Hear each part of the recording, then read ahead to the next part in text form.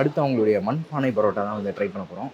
So மேலேயே வந்து பார்த்திங்கன்னா நமக்காக 65 பீசஸ்லாம் வச்சு அண்ட் அந்த ஆம்லேட்டும் வச்சு உள்ளே வந்து பரோட்டா வச்சுருக்காங்க. ஸோ எப்படி இருக்குன்னு ஓ ஸ்டஃப் பண்ணியே வச்சுருக்காங்கப்பா. இந்த கிழி பரோட்டாலாம் நம்ம சாப்பிட்ருப்போம் இல்லையா, ஸோ அந்த மாதிரி தான்.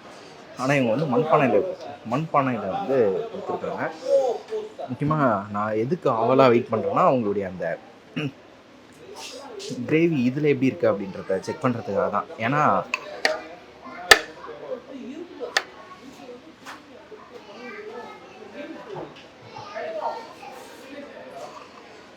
செட்டிநாடு ஸ்டைலில் அந்த சிக்கன் தொக்கை அவ்வளோ சூப்பராக இருந்தது.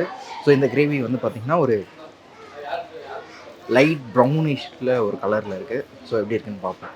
ஸோ மேலே omelette 65 and parotta with gravy. Parotta ஆனால் செம சாஃப்டாக இருக்குது, தொட்டு பார்க்கும்போதே வந்து தெரியுது. ஸோ சாப்பிட்டு பார்ப்போம்.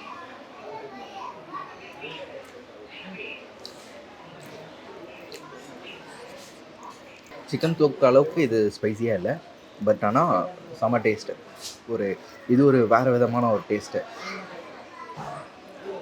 நம்ம வெறும் பரோட்டா மட்டும் சாப்பிடாம அந்த சிக்கனு, அந்த ஆம்லேட்டு, அதுக்கப்புறம் நல்லா பரோட்டா அந்த கிரேவி கூட டிப் பண்ணி சாப்பிடும்போது வேறு லெவலுங்க.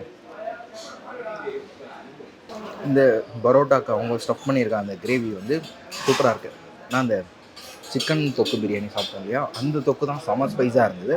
பட் இது அந்தளவுக்கு ஸ்பைஸாக இல்லை, சூப்பராக இருக்குது.